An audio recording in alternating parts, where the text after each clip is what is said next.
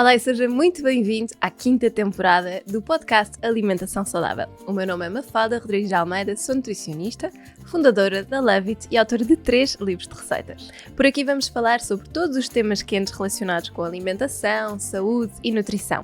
Vou receber vários convidados que nos vão ajudar a falar sobre temas como saúde de uma forma simples, a desmistificar alguns conceitos que estão tão enraizados no nosso dia-a-dia e que parecem que complicam a nossa alimentação.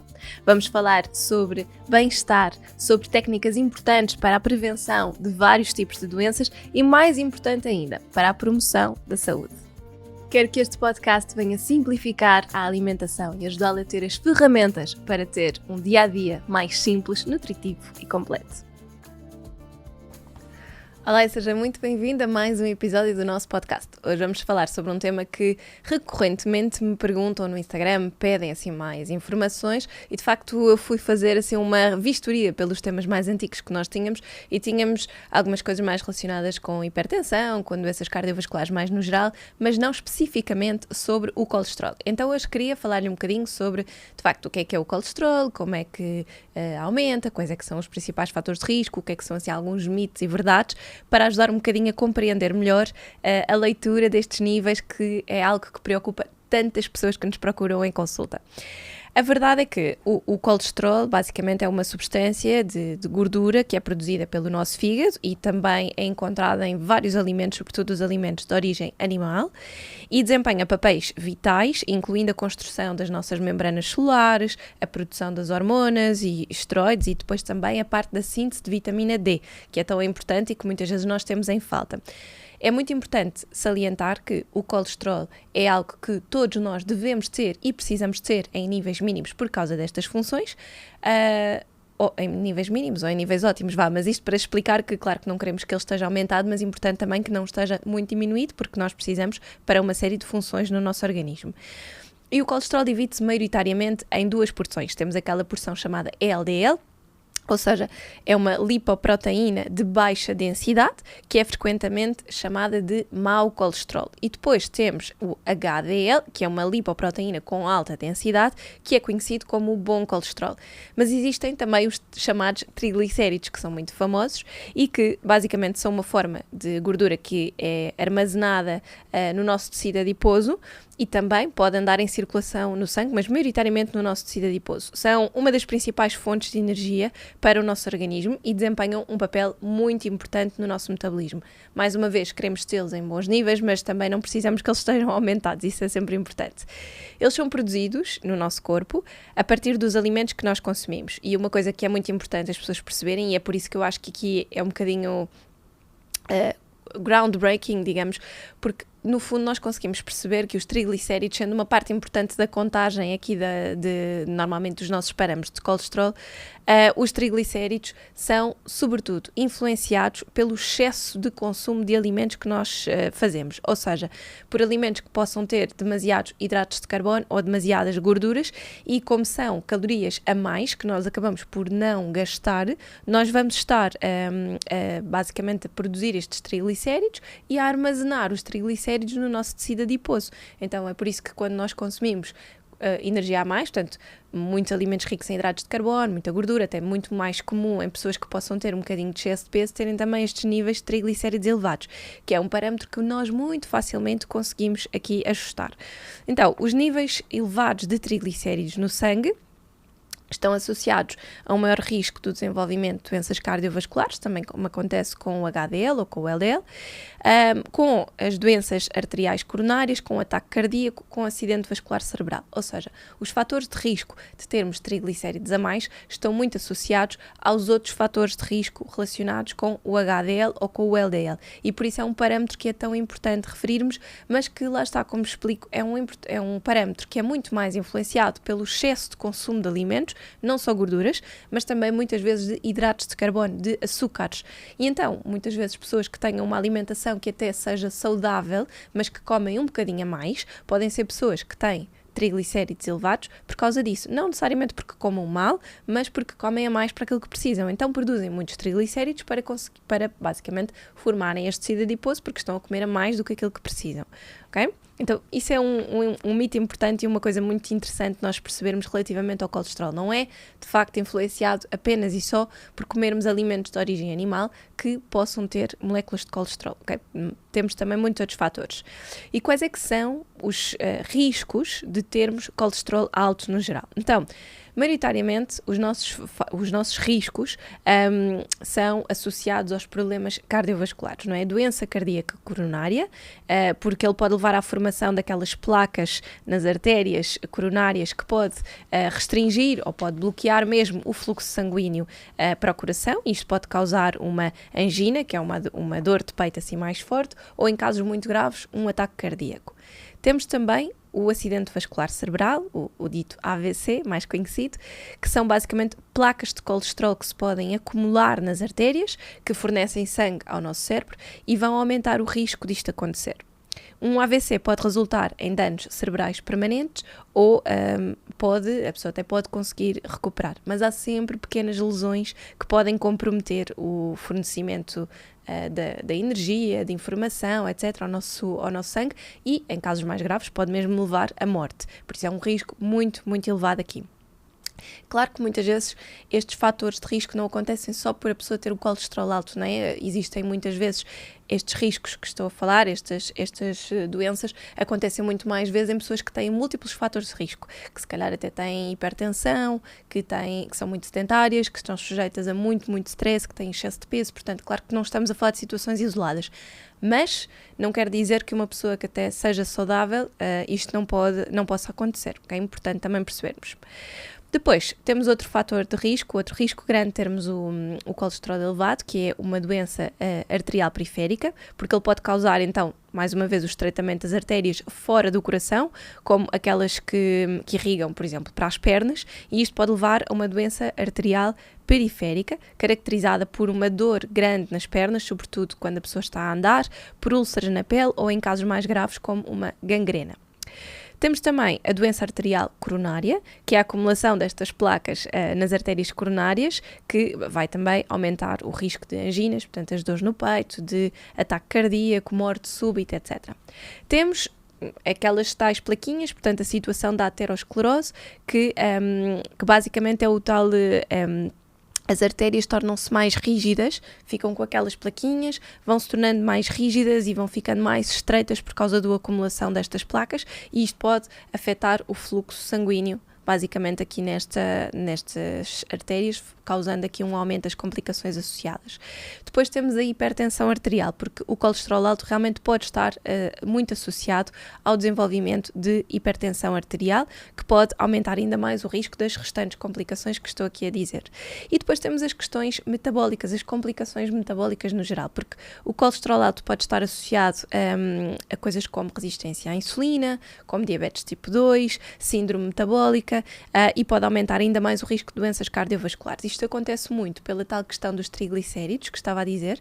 Nós temos muita tendência, quando consumimos muito energia a mais, sobretudo muitos hidratos de carbono, temos esta questão do excesso de produção ou excesso de glicémia, digamos assim, de glicose em circulação no nosso sangue. Temos também a tal produção de insulina e estes picos constantes. Há um episódio do podcast em que eu falo disso em mais detalhe, e isto afeta muito a forma como nós produzimos triglicéridos, não é? Porque nós vamos colocar alguma desta glicose no nosso músculo, depois temos alguma no fígado. Quando o fígado fica sobrecarregado, podemos provocar uma esteatose hepática não alcoólica, ou seja, é como se tivéssemos um fígado gordo, que está muitas vezes associado também a álcool, ao excesso do consumo de álcool, mas neste caso tem a ver com o excesso de açúcares que estamos a consumir e porque estamos aqui a fazer disrupções metabólicas.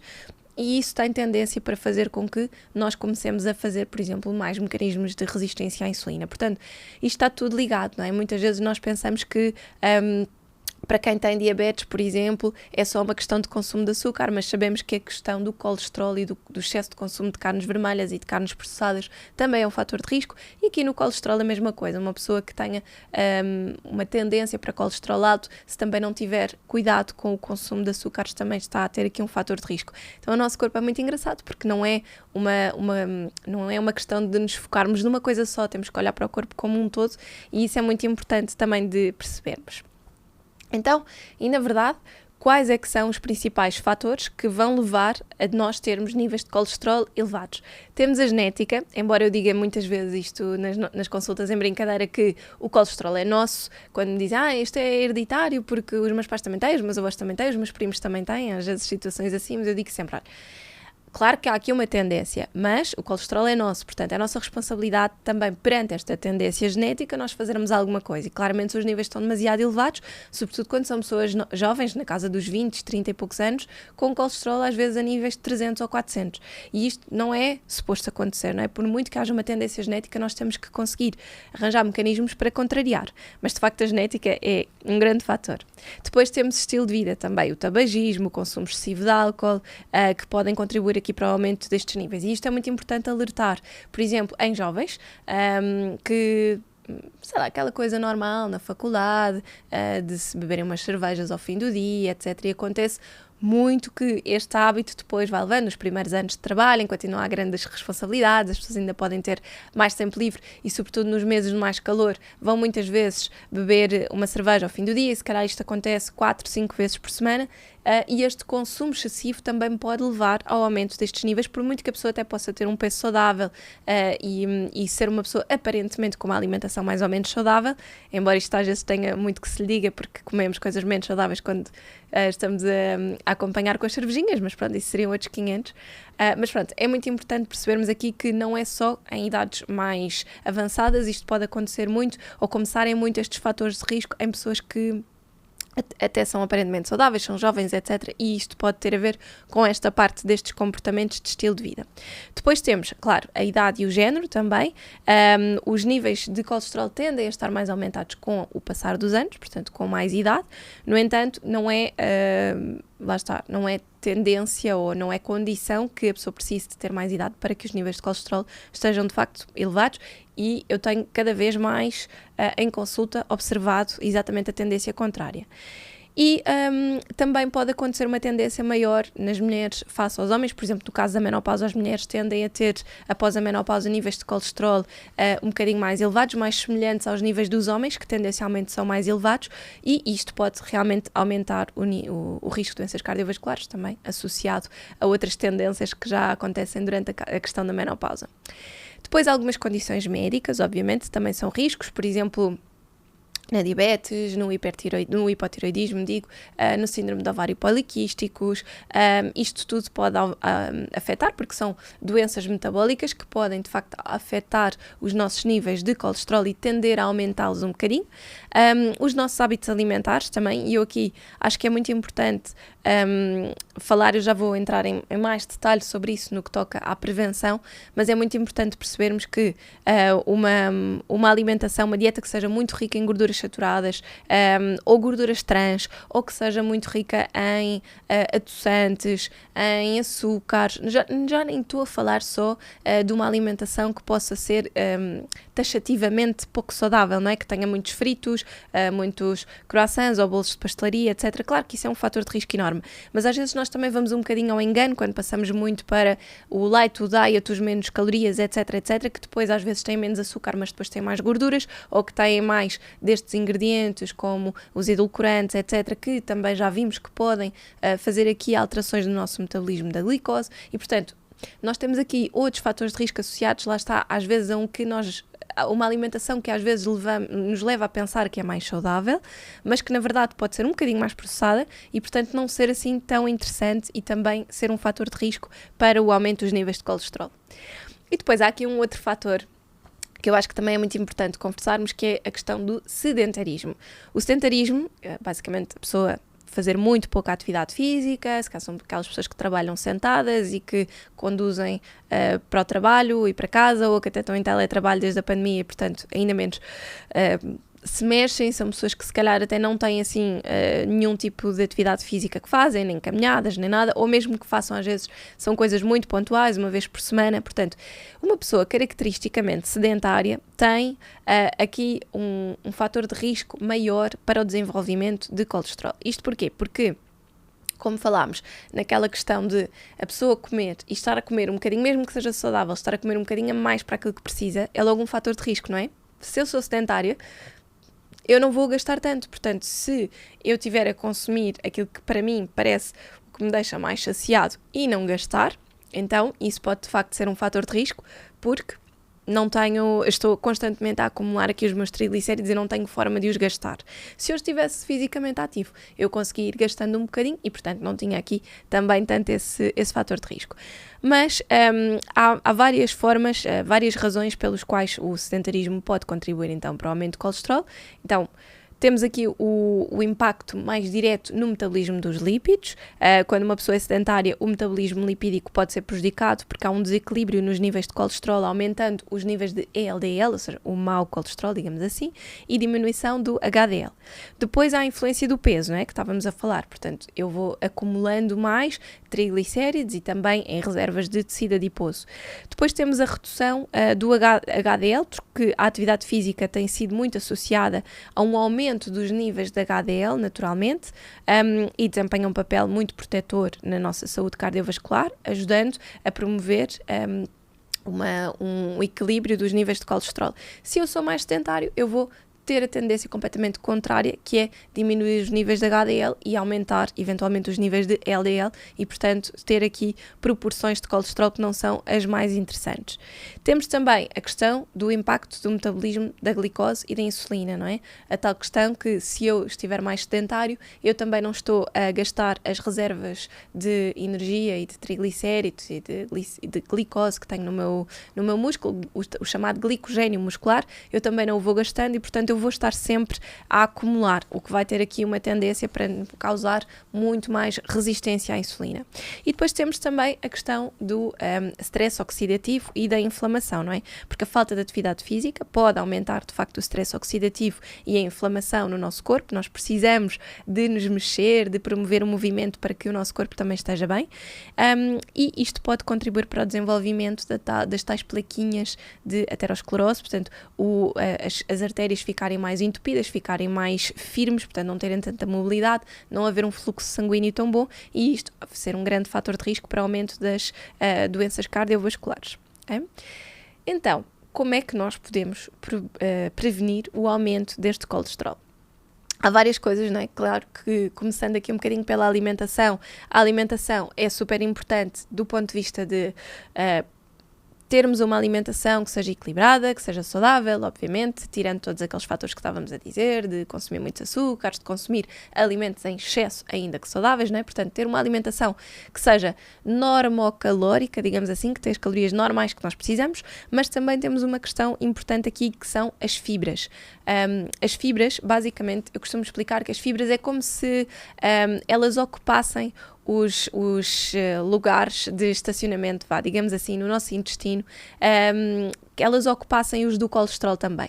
Ou seja, elas são um bocadinho oportunistas nesse sentido e, portanto, tapam aqueles canais de absorção do colesterol e, portanto, quando nós ingerimos alimentos em colesterol, se tivermos uma alimentação também rica em fibra, nós diminuímos muito a probabilidade desse colesterol ser absorvido para a nossa corrente sanguínea, porque, lá está, as fibras ocupam, quase que tapam esses canais e, portanto, isso vai reduzir, no fundo, a absorção e acaba por ser muito bom. Depois, as fibras têm outra questão importante, que é elas ajudam a controlar aqueles picos de glicémia e de insulina no nosso corpo, ou seja, quando nós consumimos alimentos com mais fibra, nós também vamos ficar mais saciados, a libertação de hidratos de carbono no sangue é mais lenta, porque a digestão dos alimentos é também ela mais lenta, e isto ajuda a evitar os picos e a fazer com que haja uma curva de absorção de glicose muito mais estável. Isso ajuda-nos bastante, não só a promover a saciedade e, portanto, também a controlar o peso, que é um fator de risco, portanto, estarmos a comer a mais e termos excesso de peso são também fatores de risco para o colesterol, mas depois também ajuda nesta questão de conseguir controlar mais os níveis de glicose, o que vai contribuir bastante para evitar estes grandes picos de colesterol. Depois temos também a questão delas promoverem a saúde intestinal. Nós sabemos que uma pessoa que tenha mais tendência para a obstipação é sempre uma pessoa que tem um bocadinho mais tendência para ter níveis de colesterol elevado. Porquê? Porque como o intestino é mais lento, há mais tempo de permanência dos alimentos e das fezes no nosso intestino e, portanto, mais tempo para que possa haver essa tal absorção, essa recaptação. Se o trânsito intestinal for mais fluido e mais rápido, normalmente a pessoa não tem tanto esta tendência tendência. Aliás, às vezes até acontece o contrário, em casos, por exemplo, de síndrome de cólon irritável, em que as pessoas às vezes chegam a ir 7, 8, 9, 10 vezes por dia a evacuar. Claro que isso é um trânsito intestinal que também não está saudável, não está regulado, mas neste caso às vezes até há uma diminuição muito grande, muito abrupta dos níveis de colesterol para níveis que também não são saudáveis, ok? Portanto, lá está, nós precisamos um bocadinho de equilíbrio aqui, mas as fibras ajudam a promover este trânsito, o que vai também indiretamente promover aqui um bom nível de colesterol. Depois, as fibras também ajudam muito a reduzir a inflamação, não é? Porque as fibras muitas vezes têm um efeito pré-biótico, ou seja, elas alimentam as bactérias probióticas do intestino. Isto vai promover uma boa saúde e um bom equilíbrio das nossas bactérias da flora intestinal, o que vai ajudar a diminuir muito a inflamação, porque estas bactérias, quando estão em níveis equilibrados, fermentam bem, conseguem digerir bem os alimentos, conseguem produzir os subprodutos que nós precisamos da digestão, portanto, os chamados ácidos gordos de cadeia curta e de cadeia média, que vão lubrificar e vão hidratar as nossas vilosidades, que são basicamente aquilo que é responsável pela absorção de nutrientes como o cálcio, o ferro, o magnésio, etc., para a nossa corrente sanguínea. Então isto é quase um trabalho de equipa que nós precisamos que esteja muito fluido para reduzir os níveis de inflamação. Quando nós temos estas bactérias menos eficazes, o que vai acontecer é que elas não conseguem tão bem proteger-nos e às vezes o que acontece é não só nós não estamos a produzir estes ácidos gordos e a nutrir as nossas vilosidades, como depois as vilosidades acabam por não conseguir ter uma boa absorção de micronutrientes, como também acontece o facto de, se nós tivermos uma flora mais em desequilíbrio, nós estamos mais suscetíveis ao ataque das bactérias, dos vírus, dos fungos, que estão naturalmente presentes nesta flora, mas que geralmente estão em quantidades mais pequeninas e que são relativamente inofensivos. Quando a nossa flora intestinal está enfraquecida, as nossas defesas ficam mais em baixo e todos estes organismos chamados os patogénios vão ganhar força. Isso significa que eu posso ser mais suscetível de ter inflamação provocada por uma bactéria, um E. coli, por exemplo, e ter uma infecção urinária, ou ter uma candidíase, que basicamente todos nós temos cândidas, não é? Mas a cândida ganha força e, portanto, manifesta-se na boca, nos órgãos genitais, etc. Portanto, tudo isto pode acontecer quando estamos em desequilíbrio, então é muito importante termos uma flora equilibrada para reduzir esta probabilidade de inflamação, que começa também muito com estes mecanismos, ok? E depois temos a questão, acho que assim um ponto final também importante aqui da questão dos benefícios do consumo das fibras, neste caso, é a tal questão da gestão do peso, não é? Porque nos ajudam a ficar mais saciadas, a comermos menos quantidade de alimentos, o que vai, por sua vez, também ajudar a controlar a questão do peso, que é um fator de risco aqui. Depois, lá está, outra coisa importante para prevenir o colesterol é a atividade física regular, e a atividade física regular, como falámos por causa da questão do sedentarismo, não estamos a falar de fazer exercício físico necessariamente de ginásio, pode ser qualquer coisa, pode ser andar a pé, pode ser andar de bicicleta. Eu acho que o importante é a pessoa ser fisicamente ativa de alguma forma, isso é o mais importante. Temos também a questão de fumar. Fumar também pode aumentar o risco de doenças cardiovasculares, é um fator de risco e, portanto, devemos evitar. Limitar o consumo de álcool, também pela tal questão que dizia da esteatose hepática, que pode ser alcoólica, ou seja, sobrecarregarmos muito o nosso fígado pelo excesso de consumo de açúcar ou pelo excesso de consumo de álcool, são coisas que não são nada boas para este equilíbrio, portanto, é muito importante nós, de facto, para prevenirmos o disparar dos níveis de colesterol, termos o nosso fígado bem cuidado. Então é muito importante termos isto em atenção. Por outro lado, quando nós já temos os níveis de colesterol altos, o que é que nós podemos fazer para diminuir? Existem várias coisas, começando assim pela medicação, que é o mais óbvio que muitas pessoas já fazem.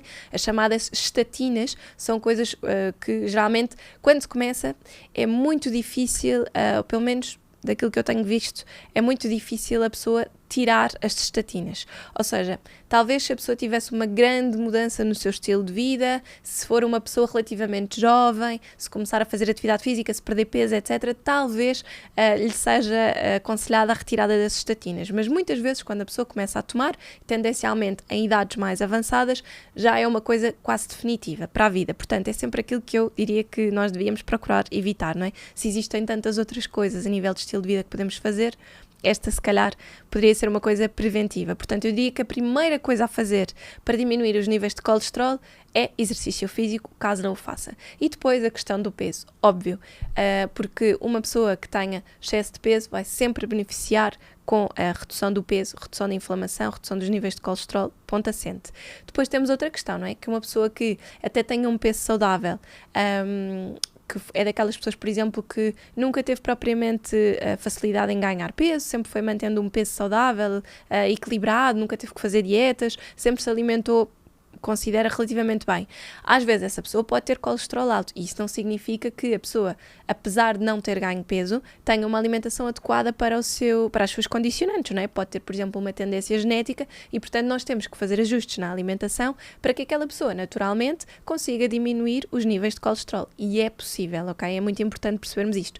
É possível. Uma pessoa que tem uma tendência genética para estar, por exemplo, nos 300 ou 400 e que nunca tenha tido excesso de peso, que com algumas mudanças na alimentação consiga baixar estes níveis de colesterol sem ter que recorrer logo primariamente à medicação. Podemos experimentar. Claro que isto depois depende um bocadinho de outros fatores de risco que esta pessoa possa ter e da idade também. Bom, eu acho que há sempre muitas coisas a ver.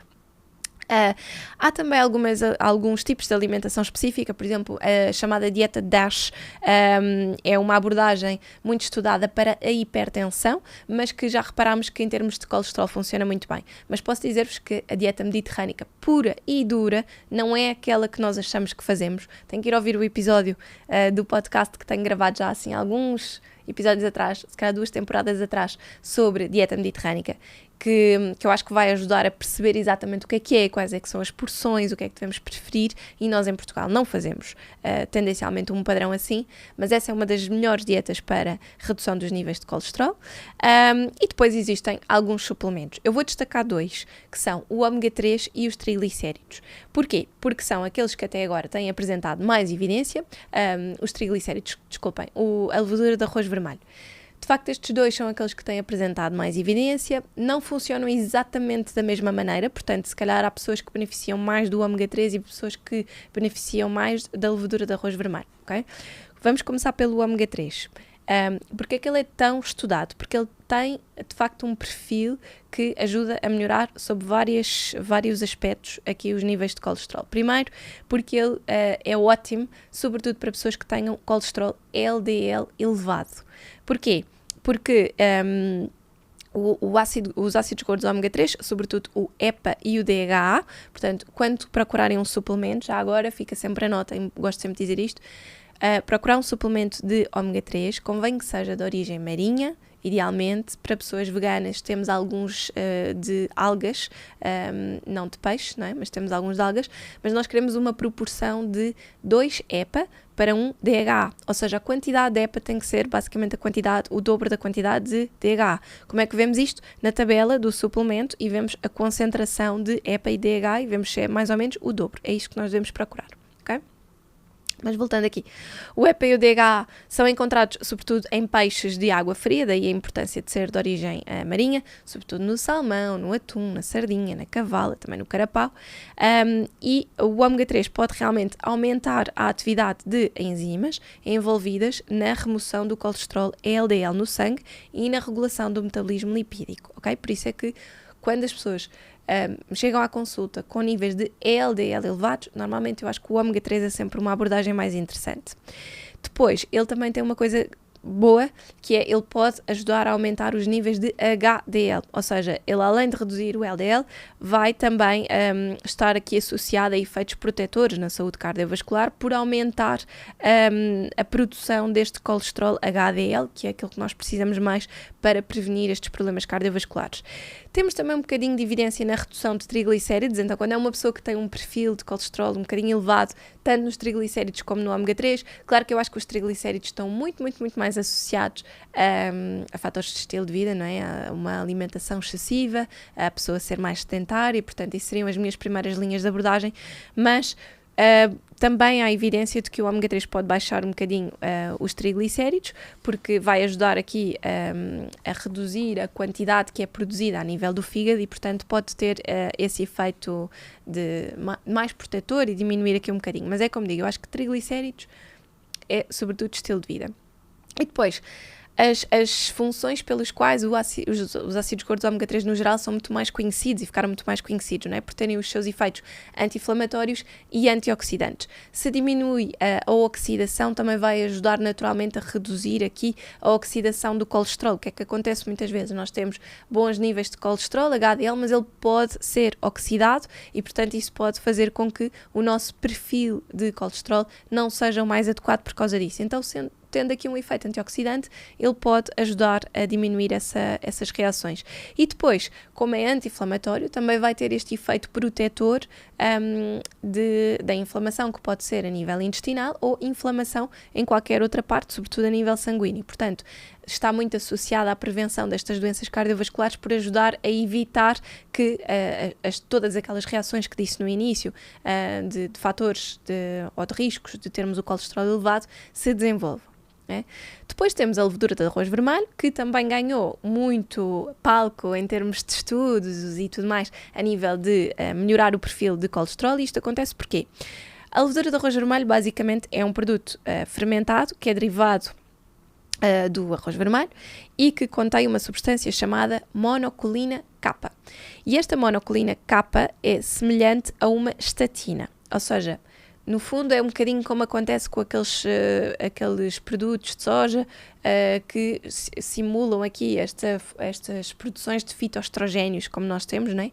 E portanto podem simular um bocadinho, fazer quase aquele efeito de substituição hormonal através da soja. Isto também acontece com esta levedura do arroz vermelho, mas porque ela pode ter uma atividade muito semelhante às estatinas, que são geralmente os medicamentos que são aconselhados para quem tem o colesterol alto.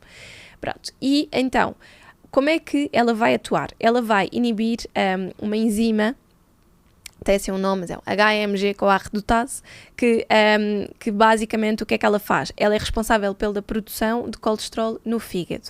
E, portanto, se a levedura de arroz vermelho vai ajudar a inibir a produção desta enzima, nós vamos conseguir diminuir a produção de colesterol e, portanto, vamos conseguir diminuir naturalmente os níveis de LDL no nosso corpo.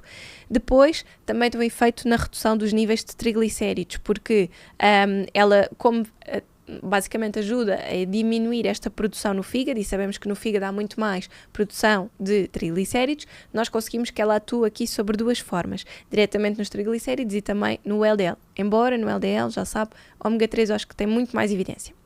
Depois também, alguns estudos hoje em dia já nos mostram que ela pode ter uma influência nos níveis de HDL, porque embora nós ainda não saibamos exatamente, ou ainda são precisos mais estudos para perceber como é que a levedura vai atuar aqui, um aumento dos níveis de colesterol HDL é benéfico para a saúde cardiovascular e isto vai ajudar a remover o excesso de colesterol LDL. E se esta substância que simula as estatinas pode ter aqui um papel interessante a aumentar um bocadinho os níveis de HDL, pode ser interessante na diminuição destes valores. E depois, esta monocolina K tem também, tal como acontece com os ácidos gordos ômega 3, propriedades antioxidantes, o que significa que lá está, mais uma vez, ela vai ajudar a evitar a oxidação do colesterol e, portanto, vai ajudar a fazer com que nós consigamos ter aqui um bocadinho mais de fatores protetores da nossa saúde cardiovascular nesse aspecto. Então, no fundo, resumindo um bocadinho, se eu tivesse que escolher aqui entre os dois, eu diria que para quem tem triglicéridos elevados, fazer mudanças de estilo de vida, portanto, deixar o sedentarismo de lado e implementar aqui alguns hábitos, mesmo que sejam só caminhadas, reduzir um bocadinho de peso e a levedura de arroz vermelho seria o suplemento mais indicado. Pessoas que tenham os níveis de colesterol LDL mais elevados, obviamente as mudanças de estilo de vida continuam a ser super importantes, mas acho que os ácidos gordos ômega 3 são muito mais interessantes. Para aumentar os níveis de HDL, se a pessoa tiver o bom colesterol em baixo, digamos assim, ter uma alimentação naturalmente mais rica em ácidos gordos ômega 3 e mais fibra vai ser bastante bom, portanto consumir mais cereais integrais, frutos secos, sementes e depois muita fruta e legumes para promover aqui tanto o aumento de ácidos gordos ômega 3 através dos frutos secos e das sementes, como o aumento da fibra. é super importante, mas também temos já muito mais evidência de que os ácidos gordos ômega 3 ajudam a aumentar estes níveis de HDL, enquanto que no caso da levedura de arroz vermelho há muitas pesquisas preliminares, mas ainda precisamos de mais tempo para conseguir perceber se de facto ela tem uma ação tão direta. Então, fazendo assim um resumo destes três, acho que é um bocadinho por aqui que conseguimos ir. Se precisar de ajuda nesta questão da suplementação, é sempre importante ver. Relativamente aos ácidos gordos ômega 3, o que é que nós sabemos? Que a absorção a nível de suplementação é relativamente baixa, o que significa que é preciso nós termos uma série de fatores que estejam a contribuir para a absorção ser ótima. Portanto, lá está, um ácido gordo ômega 3 de boa qualidade, idealmente marinho, idealmente de origem do peixe, porque tem uma biodisponibilidade maior, mas lá está, podemos também ir buscar de algas ou através de óleos de linhaça e coisas assim, embora não seja com uma absorção tão boa. Termos um intestino que esteja bem, que esteja funcional, para que a absorção também esteja ótima. Se a pessoa estiver mais obstipada, eu até aconselharia, se calhar, trabalhar mais a primeira saúde digestiva para que o intestino esteja a funcionar melhor, porque assim nós também aumentamos a probabilidade de conseguirmos captar e absorver ao máximo estes ácidos gordos ômega 3. E depois, muito importante também, tomar estes suplementos com refeições que tenham gordura, que acabam sempre por ser condutoras. Portanto, se calhar, não tomaria no pequeno almoço, a não ser que o pequeno almoço tivesse ovos ou eventualmente abacate ou que tenha bastante concentração de frutos secos. Senão, o ideal é passarmos para as refeições principais, onde naturalmente, através do azeite que usamos para temperar ou da gordura que usamos para cozinhar, vamos ter um bocadinho mais de concentração de gordura que ajuda aqui na absorção. Então, gostava também de falar um bocadinho agora para finalizar sobre os principais mitos associados ao colesterol. Então, juntei aqui alguns que acho que era importante nós falarmos. Então, todo o colesterol é mau? Não. Nós sabemos que, embora o colesterol LDL é conhecido como o colesterol mau e pode ter, de facto, um papel mais ativo na formação das placas, daqui das chamadas placas de ateroma, portanto, que vão causar aqui mais rigidez nas artérias, o colesterol HDL é considerado um bom colesterol. Nós precisamos dele, tal como lhe indiquei no início, para uma série de coisas para o nosso metabolismo e até para a produção da vitamina D, para a captação, para o metabolismo da vitamina D em si, e portanto o colesterol não é todo mau. Nós precisamos dele, é importante percebermos isto. O objetivo não é reduzir os níveis de colesterol para mínimos olímpicos, o objetivo é estar dentro dos intervalos de referência, mesmo que possa estar um bocadinho acima. Se o perfil de colesterol, imaginem que está nos 200, mas eu tenho bons níveis de triglicéridos, faço atividade física, tenho uma boa alimentação, não tenho excesso de peso e tenho o meu HDL, é o único parâmetro de colesterol que está um bocadinho acima, isto não é necessariamente preocupante. Okay? Não é preciso a pessoa ficar obcecada em baixar estes níveis. Porquê? Porque o perfil de colesterol que aquela pessoa tem, embora tenha um bocadinho de colesterol a mais, o perfil é ótimo e o estilo de vida também. Portanto, não há aqui propriamente outros fatores de risco que estejam associados. Depois, uma coisa importante que é, em termos de alimentação, há muito aquela crença de que só as gorduras é que aumentam o colesterol. E como eu já falei aqui noutros pontos, temos a questão dos açúcares, a questão da glicemia, o excesso de peso, etc, etc. Portanto, tudo isso é importante. Mas não são só as gorduras que aumentam, temos de facto aqui outros fatores e, sobretudo, lembrarmos que existe houve um estudo que saiu há uns anos, mas embora eu acho que isto hoje em dia já deve estar um bocadinho diferente, mas dizia-se que a alimentação contribui apenas com 20%, em 20% para o aumento do colesterol. O resto eram fatores de estilo de vida.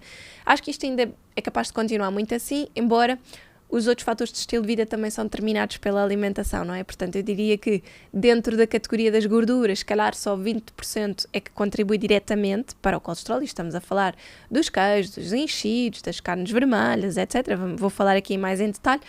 Mas, se calhar, outros fatores, como a pessoa comer pouca quantidade de fibras, fatores como comer muita quantidade de hidratos de carbono, sobretudo em açúcares, portanto, isso sim, são fatores alimentares que também contribuem, mas não tão diretamente. Quais é que são os alimentos mais ricos em colesterol? Gema de ovo é, de facto, um alimento que tem muita concentração de colesterol. As carnes naturalmente mais ricas em gorduras, portanto, as carnes dos órgãos, sobretudo do fígado, dos rins, sobretudo também a carne de borrego, de cabrito, carne como a carne de pato, de vaca, de porco, etc., que são peças, idealmente peças que tenham menos gordura são aquelas que devemos procurar, mas são sempre carnes com mais gordura do que as carnes de aves, como de peru ou de frango, então vão sempre ter mais tendência para aumentar os nossos níveis de colesterol. O marisco e os moluscos também, camarão, a lagosta, caranguejos, os mexilhões, são muito ricos em colesterol. No entanto, o teor de gordura e colesterol varia muito de uns para os outros. O camarão é assim dos mais altos. Os produtos lácteos no geral, leite, natas, os queijos, o próprio iogurte, têm moléculas de colesterol. Claro que quanto mais teor de gordura estiver nestes produtos, maior concentração de colesterol eles vão ter. Não diria que o ideal seria optarmos por versões magras, porque na verdade as vitaminas que estão presentes nos lácteos são vitaminas lipossolúveis e portanto nós precisamos de alguma gordura para as conseguirmos absorver. Mas, em todo o caso, podemos escolher ali uma versão meio gorda que não compromete os níveis de vitaminas e, ao mesmo tempo, diminui um bocadinho os níveis de colesterol. Depois temos as gorduras animais, a manteiga, a banha, pronto, normalmente são também fontes muito grandes de colesterol. E os produtos de pastelaria que possam levar também estas gorduras ou outras gorduras trans ou outros óleos vegetais que possam também contribuir aqui para o aumento da inflamação e dos níveis de colesterol. Portanto, estes são assim os alimentos com mais colesterol e que em termos de alimentação nós devíamos procurar reduzir ao máximo possível. Depois há outro mito, que é que só as pessoas que têm excesso de peso é que têm colesterol elevado, também já falei sobre isso, não é? Óbvio, não acontece sempre assim, pessoas saudáveis, magrinhas, etc., podem ter excesso de colesterol, muitas vezes por fatores genéticos, mas também por fatores alimentares, porque a pessoa ser magra não quer dizer que tenha uma alimentação saudável, não é? Depois, o colesterol elevado apenas afeta idosos? Não, também sabemos que não, é um mito, temos uma tendência muito grande para com a idade aumentar estes níveis, mas vemos cada vez mais vezes em pessoas muito, muito jovens terem colesterol muito elevado. Depois, outro mito também, não preciso me preocupar com o colesterol se eu me sinto bem. O colesterol é silencioso, ou seja, a pessoa não tem propriamente sintomas de colesterol alto. Como é que sabe se tem colesterol elevado ou não? Se fizer análises ao sangue. Como é que faz as análises ao sangue? Normalmente acompanhando pelo médico, eventualmente uma vez por ano, se for caso disso, vai-se fazendo um pequeno check-up e vai-se percebendo se há esse fator de risco ou não. Quando é que a pessoa tem que analisar mais vezes? Se de facto foi detectada uma vez uns níveis de colesterol muito alterados, se há aqui uma indicação médica para o efeito, se calhar faz análises mais regularmente para estar mais em cima do assunto e perceber se não estamos a criar aqui fatores de risco muito elevados, ok? Isso é importante. E outra questão, respondendo um bocadinho também àquela parte que estávamos a falar da questão das gorduras e dos ovos, se eu posso comer ovos ou quantos é que eu posso comer se tiver colesterol alto.